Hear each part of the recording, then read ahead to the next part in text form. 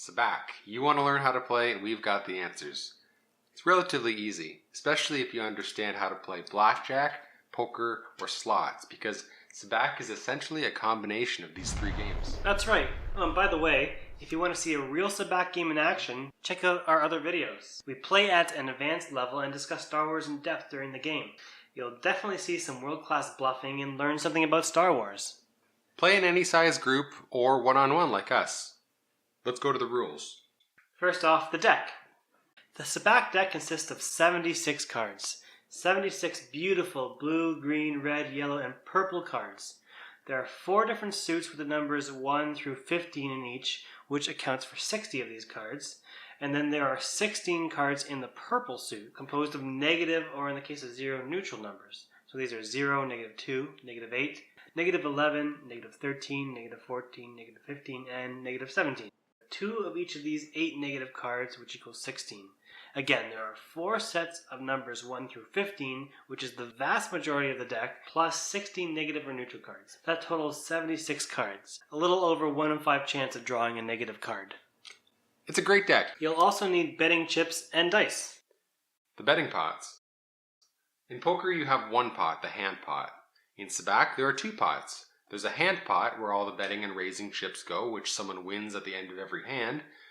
And then there's the Sabacc pot, which you only win with 23 or -23. It's a running pot that continues from hand to hand. That's right, the Sabacc pot accumulates by each player paying a small fee into it at the beginning of each hand, usually a small agreed upon amount. We play with 5 credits per hand. Think of it as a toll for getting to play the hand. Right, the Sabacc pot is only won when someone wins with 23 or -23, but much more commonly 23. That's called Sabacc. 23 is the magic number. If no one wins with 23, the Sabacc pot continues to grow from game to game. I once saw a Sabacc pot get to 2,000 credits. Whoa. Sometimes people put other objects in the Sabacc pot for fun. The Millennium Falcon, this droid that sharpens my pencils. Winning. Let's talk about the object of the game.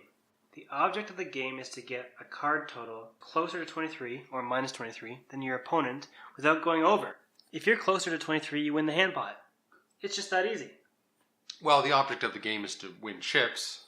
Yeah, the goal is to win chips, but you do that by acquiring a hand with a total value higher than your opponent and not exceeding positive or -23. You don't want to go over 23. You don't want to go under -23. In the case of a tie, negative numbers beat positive numbers. If you're caught over 23, such as 24 or 25, you bomb out. That's not good. That means you have to pay 10% of the amount in the hand pot into the Sabacc pot as a penalty. Oh, no math. But hey, you could win it back. If 2 players have the exact same value, then the players must face a sudden demise. That means each player receives exactly 1 more card as a tiebreaker. Starting the game. Before the cards are dealt, one player must pay a blind into the hand pot. The blind is a mandatory ante that goes into the hand pot each turn. The player responsible for paying the blind rotates each hand. Its purpose is to ensure that something is in the hand pot each round. In 2-person Sabacc, it's easy to remember whose job it is to put the blind in, because it's always the opposite of the dealer. Each player then gets dealt 2 cards. Everyone starts the game with 2 cards. These could be 15 and 8, and you'll have 23, every Sabacc player's dream, but they could just as easily be 10 and -14, giving you -4. Then you've got some work to do. Yeah. You could even start off in a bomb-out situation, which is not uncommon, like getting 15 and 14 for a total of 29, or 2 -17s for a total of -34. Not to worry though, you'll have at least a couple of opportunities to improve your hand. The betting round. So, you get your initial 2 cards, and then the game starts with a betting round. Now, we're not going to get into betting 101 in this video, but it's basically a matter of deciding how much you think your hand is worth. You can bet, check, raise, or fold. Maybe you want to bluff. Maybe, if nothing has been bet yet, you just want to check, which you do by saying check or tapping the table. If your opponent has bet, do you want to call, raise, or fold? If you fold, you're out of the hand, and in 2-person Sabacc, when someone folds, obviously the hand is over, and the other person wins. The betting starts with the player to the right of the blind. Right, so in 2-person Sabacc, that person is always the dealer, so therefore the dealer always starts the betting round. Exactly. And quite often the first bettor will just call the blind. We play with 10 credit blinds. The first thing that normally happens after the cards are dealt is the dealer puts in 10 credits and says call. He doesn't have to. He could raise, or if he really doesn't like his hand, he could fold. The betting then goes to the next player until an amount is decided on.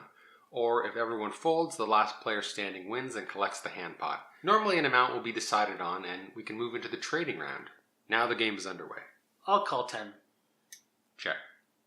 Trading round. The betting round finished, it's on to the trading round. The trading round gives you an opportunity to improve your hand. It starts with the player to the dealer's right, and your options are you can either add one card, trade one card, or do nothing. Also known as standing. Important to note that there's no just discarding. You either add one, discard one and draw another, or stand. You stand by making this gesture, or saying stand or stay, which means you don't want to add or trade. Standing is sometimes used as a bluff because you're signaling that you're happy with your hand and don't want to try to improve it. You're signaling that you have a good hand. Garth and I stand all the time when we don't have good hands. Sometimes it works, but as you can imagine, we don't always believe each other. I'll add one. I'll trade this shitty card. So far we've seen two major opportunities to bluff, through betting and through standing. There's one more distinct way to bluff which is coming up. The dice round. With the trading round now over, everyone having had the opportunity to improve their hand, you have a third round called the dice round. It's the shortest and easiest round. All that happens is the dealer rolls a dice and there's a 1 in 6 chance of a Sabacc shift. If you're using 2 dice, doubles equals shift. If you're using 1 die, an agreed upon number equals a shift. We play with 2 dice just for fun because in the Millennium Falcon, there's 2 dice hanging above the dashboard. It's true. The dice, the dashboard, all of it. So what is a Sabacc shift? A Sabacc shift means every player must discard their hand, the dealer reshuffles the cards back into the deck, and the players are redealt the same number of cards they just discarded. So in essence, you get a totally new random hand. There is a way to protect your cards from the shift though. Once per turn, on your turn, you may protect a card from your hand. You do this by placing it face up on the table. While this protects your card from shifting, it gives the other players an advantage because they can see one of your cards. You can do this on the turn you bet or on the turn you trade. It doesn't matter. Whenever you want, pretty much, as long as it's your turn. It's helpful in terms of bluffing. You can lock in a good card like 15 and it encourages the other player to fold or try to improve their hand when they otherwise wouldn't, risking a bomb out. There's a lot of bluffing in this game. It's a core part of the game. You can bluff by betting, you can bluff by standing, and you can bluff by protecting a good card. So those are the 3 different rounds. In poker, you have a betting round followed by a betting round. In blackjack, you have an opportunity to add a card followed by an opportunity to add a card. And in slots, you have a random chance followed by a random chance. Sabacc goes through all 3 of these types of games in sequence. First a betting round, then a trading round, then a dice round. Then the cycle repeats, starting with the betting round. And it goes on infinitely until somebody calls the game. Betting, trading dice. Betting, trading dice. Betting, trading dice. Sometimes it's hard to remember what round it is and whose turn it is on what round. But it just takes practice, and before long, it's second nature. Settle down there, Ken. Alderaaning. Alderaan! Once you think you have closer to 23 than your opponent, you can call the game by saying Alderaan on your turn to trade, which stops the game. Alderaan here. Let's do it! Alderaan! Alderaan. No! Alderaan. And yeah, you're right. Alderaan. Alderaan. Oh, bad time. I've got 22. Damn it. The trading round completes, so if your opponent still has an opportunity to add or trade, they may do so, and then both players reveal their hands. The player whose hand is closer to 23 is the winner of the pot. So decide carefully when you want to Alderaan.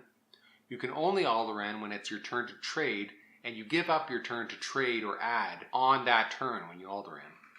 That's right. Also, it's worth noting that you may not Alderaan on the first trading round. Some versions of Sabacc say you may not Alderaan until the 3rd or 4th trading rounds, just as a way to build up the hand pot. We play where you may Alderaan on the 2nd trading round, but not the 1st. Yeah, so that's why you said you'll have at least a couple of opportunities to improve your hand. You have the first trading round in which no one is allowed to Alderaan, and then you have the second trading round in which, even if someone does Alderaan, the trading round completes, so you still have another opportunity that round. More often than not though, hands go on for 3, 4 or more rounds. Sometimes, especially when shifts are rolled, hands go on for a very long time. There's no limit to how long a hand could go on for. It's part of the beauty of Sabacc. Sometimes no one calls Alderaan and the hand pot gets very big. Remember, there's a penalty for bombing out. Say your opponent calls Alderaan and it's time for a showdown, and unfortunately you have a total of negative 25. That's a bomb out. By the way, there's a couple of other ways to bomb out. The basic way is if you have over 23 or under negative 23, or you have exactly 0. Doesn't happen very often, but 0 is a bomb out. And finally, you bomb out if you call Alderaan and you do not, in fact, have the winning hand. It happens. In all such cases, the penalty for bombing out is you must pay 10% of the hand pot into the Sabacc pot, which is why it's handy to have one of these babies nearby. An ATM? No, it's a calculator to calculate 10% of the hand pot. Sometimes 10% of the hand pot might not be a big deal. Sometimes, well, I've seen hand pots that are so big, 10% just devastates the player. Yeah. Sometimes it knocks them out of the tournament. Special hands. There are 2 special hands whose value is greater than the sum of the cards would suggest. The most important of these is the Idiot's Array, which is the best hand in Sabacc. It's made up of a 0, a 2, and a 3. This is a literal 23. Although very rare, an Idiot's Array beats any other hand, even a Sabacc. The other special hand is the Fairy Empress, which has a value of negative 22. This is composed of 2 negative 2s. If you're holding that hand, you're in pretty good shape. Just be careful not to fish for it for too long. You can lose your shirt going on fishing expeditions. Dudes don't like saying Fairy Empress. We need to change that. Well, maybe we call it a wide boy. So you can, like I say, you can lose your shirt going on fishing expeditions for these special hands.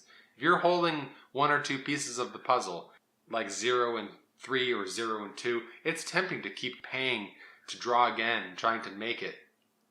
Well, that about wraps things up. Just remember, play cautiously. The game punishes greed and rewards deception.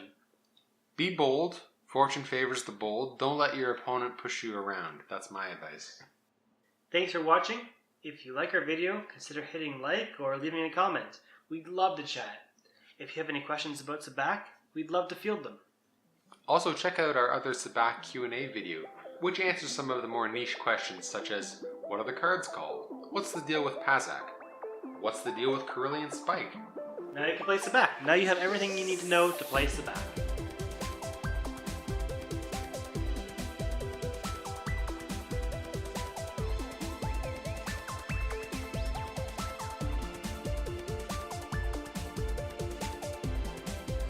I lost everything. Whenever you gamble, my friend, eventually you lose.